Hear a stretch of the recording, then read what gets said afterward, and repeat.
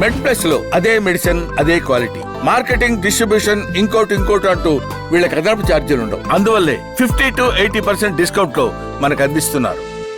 So doctor గారు, అంటే ఇప్పుడు నేను ఒక రిపోర్ట్ చదివితే అందులో హైదరాబాద్లో ఉన్న వాళ్ళకి 40% మందికి బీపీ సమస్య ఉందంటూ తెలుస్తుంది. మరి ఎంత మళ్ళీ దీన్ని మనం సైలెంట్ కిల్లర్ అంటున్నాం, ముఖ్యంగా గుండె జబ్బులకు ఇది ఒక ప్రధాన కారణం అంటున్నాం.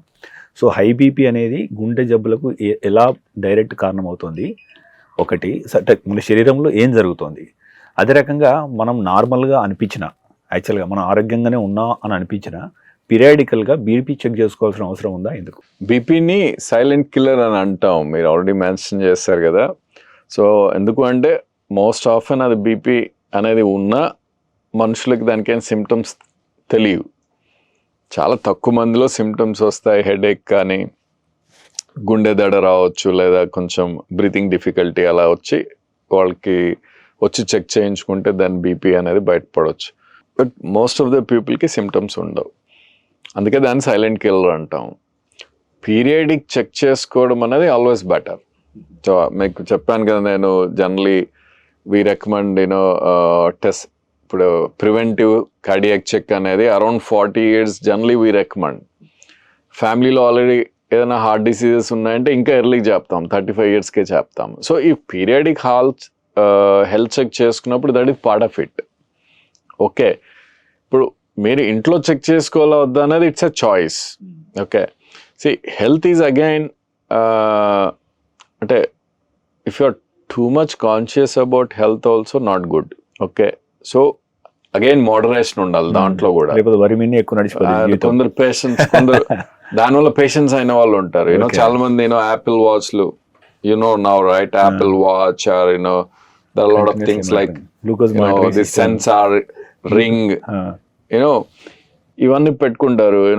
they keep running or walking and heart rate goes to 160, వచ్చి కార్డియాలజిస్ట్ రూమ్ లో కూర్చుంటారు. So lot of unnecessary consultations also happening. Okay, that is due to unnecessary monitoring. If someone can handle information, it is fine. Okay, but you can't handle information, right? No Apple Watch pettukuntavu, heart rate 160 kaltundi, then you will get scared. But otherwise your heart rate goes to 160 every time when you are running. But difference endi, mundu neeku teliyadu, ippudu neeku telusu because of Apple Watch. Okay, so unnecessary or over conscious thinking on health is also not good. There should be moderation. Okay, అందుకే health check is enough. Go get a health check done, talk to doctor and leave it there and carry on with your lifestyle changes. నువ్వు ఏమేం changes చేసుకోవాలో అవి చేసుకో అంతే. Okay, I think that is the best way of living. ఎప్పుడే ఫ్రీక్వెంట్గా check చేసుకోమంటాము అంటే, ఒకసారి ఇంకా నీకు బీపీ ఉంది అని డయాగ్నోస్ అయిపోతే అప్పుడు once in 3 months పీరియాడిక్గా హోమ్ బీపీ మానిటరింగ్ చేసుకోమంటాం. That's a process. నీకు లేదు అన్నప్పుడు పీరియాడిక్ హెల్త్ చెక్ చేసుకోండి. But if somebody wants to check once in 3 to 6 months, you can do your home BP monitoring. That is okay. So what happens inside our body because of this high BP, which leads to the heart stroke or heart cardiac arrest? ఇప్పుడు BP high ఉన్నప్పుడు నీకు heart అనేది ఆ high బీపీకి pump చేయాలి, right? So heart అనేది స్లోగా hypertrophy అవుతుంది. Okay, దాని మసిల్ థిక్నెస్ అన్ని పెరిగిపోతాయి. That is one problem. దానివల్ల ప్రోగ్రెసివ్గా వీళ్ళకి over period of time heart failure రావచ్చు. నెక్స్ట్, హై బీపీ ఉన్నప్పుడు సో ఈ బ్లడ్ వెజల్స్లో ఈ కొలెస్ట్రాల్ డిపాజిషన్ అయ్యి దాన్ని అథెరోస్క్లెరోసిస్ అని అంటాం. సో బ్లడ్ వెజల్స్ అనేవి బ్లాక్ అవ్వడం జరుగుతుంది. నీకు అది హార్ట్ బ్లడ్ వెజల్స్ అవ్వచ్చు, బ్రెయిన్ బ్లడ్ వెజల్స్ అవ్వచ్చు, కిడ్నీ అవ్వచ్చు, ఎక్కడైనా బ్లాక్ అవ్వచ్చు. కామన్గా హార్ట్లో అవుతాయి, నెక్స్ట్ బ్రెయిన్లో అవుతాయి. సో దానివల్ల ఏమవుతుంది, హార్ట్ స్ట్రోక్స్, బ్రెయిన్ స్ట్రోక్స్ ఇవన్నీ వచ్చేదానికి అవకాశం ఉంటుంది. బట్ ఇవన్నీ అవ్వడానికి ఒక 5 to 10 years or 15 years అలా పడుతుంది. Okay, so and next kidney failure. So high BP ఉండే వాళ్ళకి అది ఎక్కువ రోజులు అలా ఉంటే కిడ్నీ ఫంక్షన్ కూడా తగ్గిపోతుంది.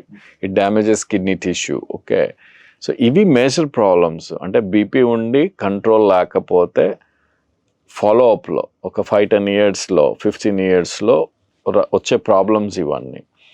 అందుకనే ఎర్లీ ఐడెంటిఫికేషన్, దాని ట్రీట్మెంట్ అనేది ఇంపార్టెంట్. సో ట్రీట్ చేస్తే, ఈరోజు బీపీ మనం ట్రీట్ చేస్తే 10-15 సంవత్సరాల తర్వాత వచ్చే ప్రాబ్లమ్స్ అన్నీ రాకుండా చేయగలం. Okay, that's advantage. అంటే ఇట్స్ లైక్ బీపీ ట్రీట్మెంట్ అనేది ఒక ఇన్సూరెన్స్ పాలసీ లాగా. ఓకే, నువ్వు ఈరోజు స్టార్ట్ చేస్తే నీకు బెనిఫిట్ ఈరోజు తెలియదు, నీకు 10-15 years తర్వాత తెలుస్తుంది. This is the most important thing which people should understand. Many times we see BP ఉండేవాళ్ళు టాబ్లెట్ తీసుకున్నా తీసుకోకపోయినా నాకేం డిఫరెన్స్ లేదు అని ఆపేస్తూ ఉంటారు కొన్నిసార్లు. They shouldn't stop, because difference అనేది నీకు తెలియదు, 15 years తర్వాత తెలుస్తుంది ఏంటి అనేది. ఓకే, సో రెగ్యులర్గా మెడిసిన్ తీసుకొని బీపీ కంట్రోల్లో ఉంచుకోవాలి. యా.